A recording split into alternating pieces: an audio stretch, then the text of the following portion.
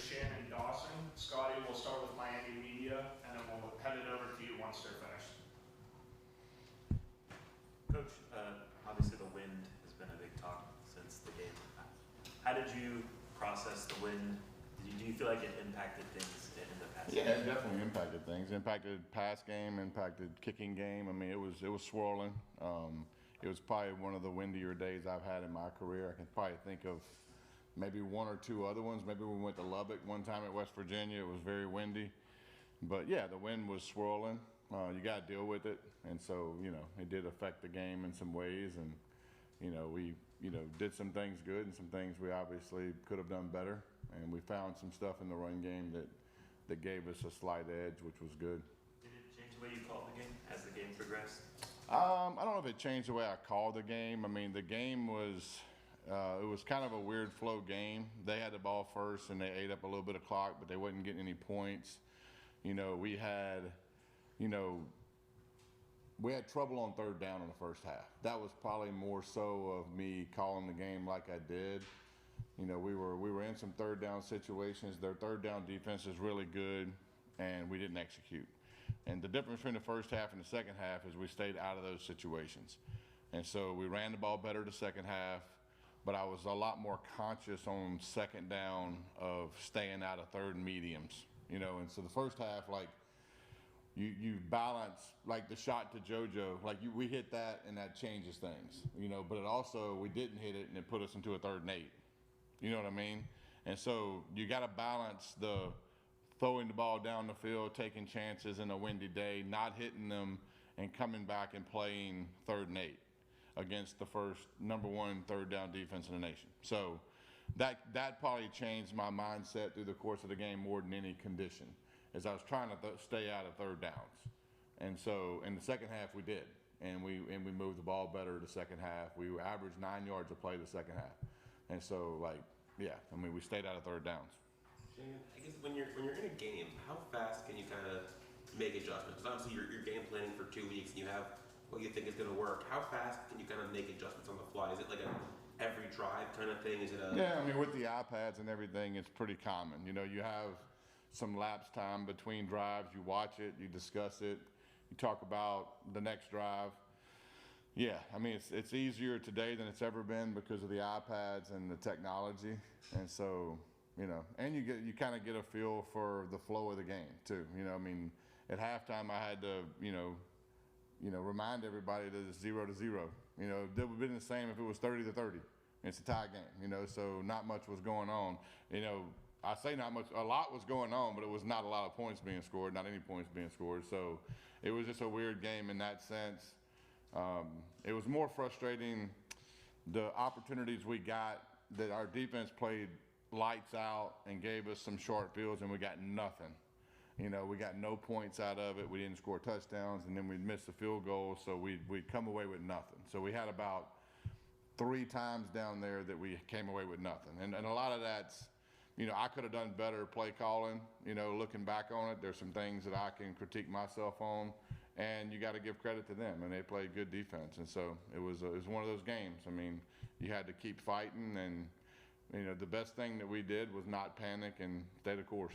Is it more of a feel thing when you go from what you've prepared and what you came into the game with to what you're seeing? Yeah, happening? No doubt. I felt as the game went on, and Carson's awesome at communicating. He's been in a lot of games, and he felt like running it right at him was a good way to attack them the second half, as me and him talked. He's like, man, we're pushing them around in the middle. And so conversations with Coach Mirabal, and then obviously me and Carson would talk, and then, ultimately, running right at them was the right way to go. And we were pushing them around in the middle. That was pretty obvious. And so I just needed to be patient and stick with that, which is not always easy to do. But it was the right thing to do. For a quarterback to say, hey, let's run the ball? Yeah, when he's right. I think that having a level head in those situations is crucial. It's easy to get impatient and start trying to throw the ball around the yard in a day where it just wasn't working that way. And so ultimately, you know, what we had going for us that really they didn't is we could run the football. You know, they couldn't, and so they had to try to throw it, which turned into a couple interceptions and some erratic passes. And so, you know, us being able to lean on the run the second half was really the tell of the tape in the game. How much has that trust and relationship with Carson in terms of the in-game adjustments? How much Yeah. has that evolved over the course of the It's season? awesome, and he sees things very clearly. Typically, when he comes off the field and says something, and you watch it on the iPad, he's typically spot on.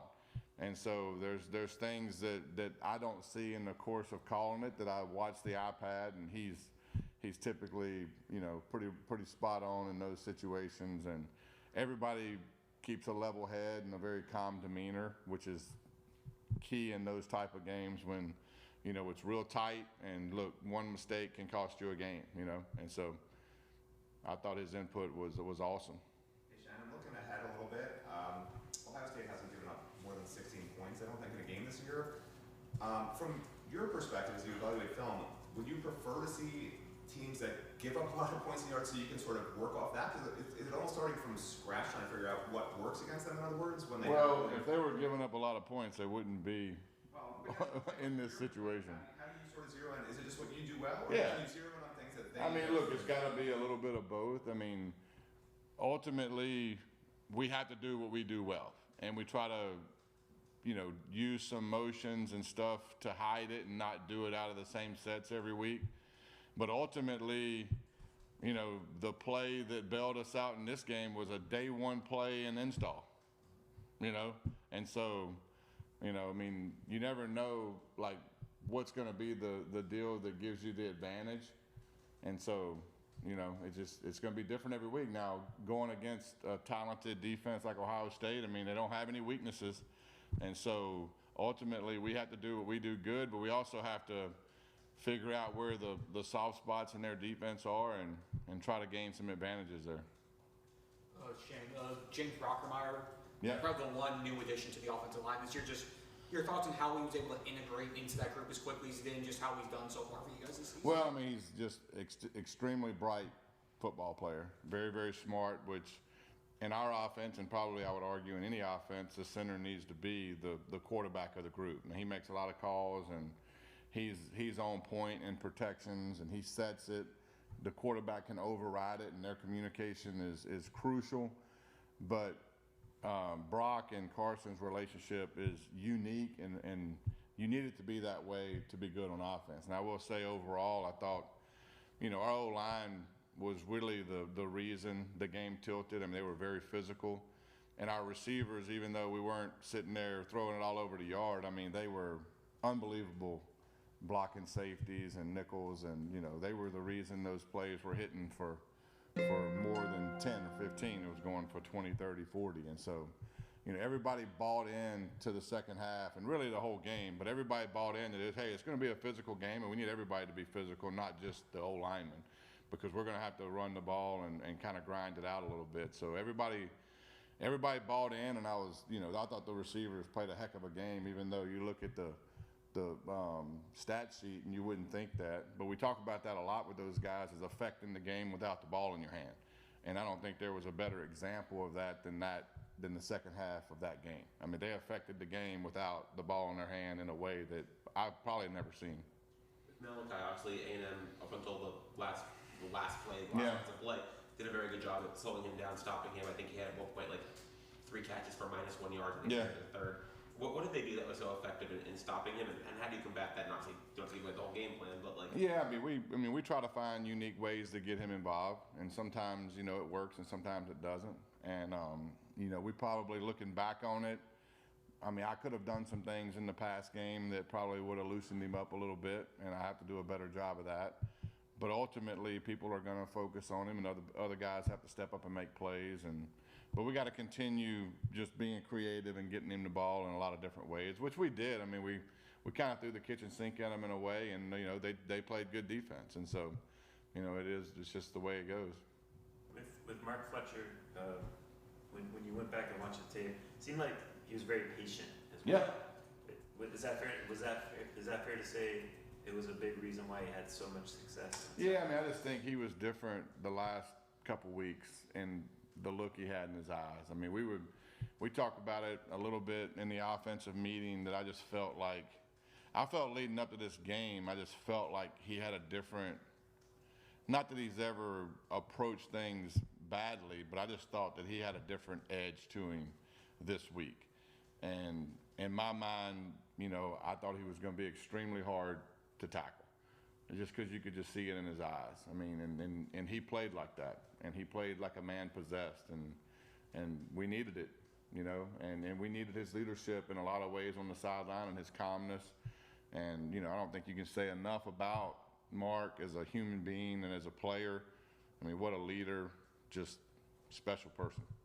I know you don't like harping on it, but the operation of pre-snap penalties being cut down in that environment. Yeah, I thought we handled it well. I mean, we didn't have any pre-snap penalties. I can't think of. We had one delayed game, and it was my fault on third down. I froze, and it was too late in the play clock to freeze.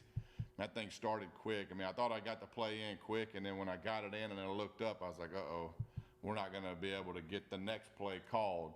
And so that wasn't on Carson or anything other than just me. That was my fault. But I don't think there was another one besides the delay of game. And so I thought we handled the crowd well. We handled the chaos well. A lot of older guys, experienced guys out there. And we've harped on that for sure. I mean, because we've had a couple games where we didn't do so well in that area. So we've fixed that. And that's part of our job as coaches is to figure out what the problems are and fix them. So ultimately that was good to see in that game because that was a tough environment. They have an elite environment there, and going in there and winning at this time of year is not easy. And so kids handled it well and was very proud of that. I know you said you didn't call the game differently because of the wind, which I understand. But do you think maybe Carson on his end didn't take some of the deep shots and check them down a little more because of the wind on his end? Or? I don't know. I mean, we didn't run a lot of plays in the game, so it's hard to sit there and talk about what you didn't do or what you should have done. There's always, I always watch the film and criticize myself first. And is there things I would do different? I mean, there is. I mean, the one play I go back to is and I think it was the end of the first quarter or maybe the start of the second where we threw the shot to JoJo and we had him and we missed it. They hit theirs, we missed ours. Does that make sense? Really, the pass game overall was about the same. I know they had more yards than we did, but really they hit that long one and we missed ours. And then, that probably would have loosened it up a little bit and you probably would have took more shots if you hit that, but then you miss it and you get into a 3rd and 8 and you almost get strip sacked. So does that put a seed in my head? Probably so, because I'm like, okay, next time I'm in 2nd and 8, I might want to try to get it into a 3rd and 2 rather than take a shot. Does that make sense? So yeah, all that stuff, that when I talk about the flow of the game, and that's what I'm talking about, I'm trying to auto-correct myself as I go through the game and stay out of those situations that are maybe, catastrophic situations. And I knew their 3rd down defense was good, so, and that was really the difference in the second half. The first half is obviously we ran the ball better, but the emphasis on running the ball had a lot to do with, hey, staying out of those situations, and we didn't. Was it a defensive tackle from the first half? Did he get hurt? Or He got hurt. I think he got hurt in the 3rd quarter. I think it all was run game, or I know you guys were dominating, but I mean, was that? Yeah, I don't know. I mean, it probably didn't help him, but I have to go back and really watch. I don't remember exactly when he got hurt. I just remember there was a run that Mark ran up the middle in the A gap, and he got I think he got knocked out for a little bit, and so, but I don't remember exactly what time of the game that was. On the trick play to Malachi where he had the option to throw it, it's pretty obvious, bird's eye view, Carson Beck's wide open. Wide open. Was it doable, do you think? No, because the reason it wasn't, and what's funny about that play is Carson has, he'll put a little seed in his head about, hey, I'm going to be wide open out here, but that play, because of the flow of the play, the left side of the protection is not the strongest. And so if he would have stopped and tried to throw back there, that could have caught up to him, and so, I think the decision Malley made there was a good one. I mean, I thought we were going to get Lofton because I thought the guy would fit, much like the the Pitt game, but in a different way. I thought he would fit and we would get him. Now he ran with him, the edge guy did, and Malley threw a good ball, and you could see like right in the middle of it, the wind just took it and moved it about 10 yards to the left, you know? And that's the thing about deep balls in very windy conditions is like, even the throw he made to JoJo, I mean, you know, typically Carson is a very good deep ball thrower, and deep balls are always catchable. And that's one thing I would say about him is like deep balls are typically always catchable. And he threw that one, and even him, he came to the sideline and said, when I let it go, I was like, that's a touchdown. And he said, and just halfway there, it just went shoop and just moved over, you know. So, you know, it's just one of those deals about the elements in those games that you have to deal with. Shannon, obviously, Last question. Gerard Pringle's been a hot hand for the last month. Only got a couple snaps. Is that just more of a Mark Fletcher's ball? Yeah, no doubt. I mean, look, it was one of those games where you never know how games are gonna lay themselves out. And it was we weren't running a lot of plays. I think at halftime we had, you know, 26 or 30 plays or whatever it was. And so there wasn't just a lot of plays to go around. And I felt like Mark was for sure the hot hand and the guy we needed in that game.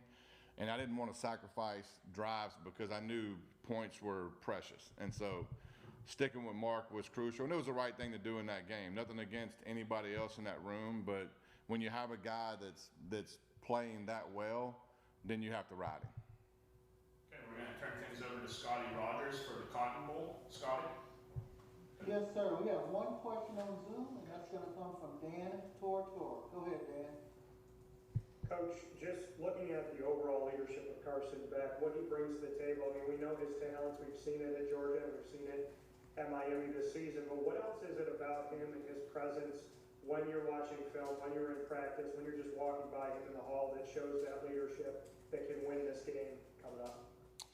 I mean, his calmness sticks out. I mean, he never gets rattled in any way, shape, or form because he's been in big games. I mean, he's been in atmospheres, so, you know, nothing is too big for him. And his football IQ and the quickness he unfolds things is really elite. You know, I mean, he sees things and he can spit it back to you and in a way that really is unique. And so, in the way he watches film and the things that he says in film review, I mean, he's seen basically everything. And so, you know, ultimately, what I will give him a lot of credit for is the stuff he sees in the run game. You know, most quarterbacks I've had in the past are, you know, hand it and hope the next play is a pass play type deal. But the things he sees in the run game and the stuff he gives us is really unique. Great. Thank you, Coach. Appreciate it, guys. Thank you.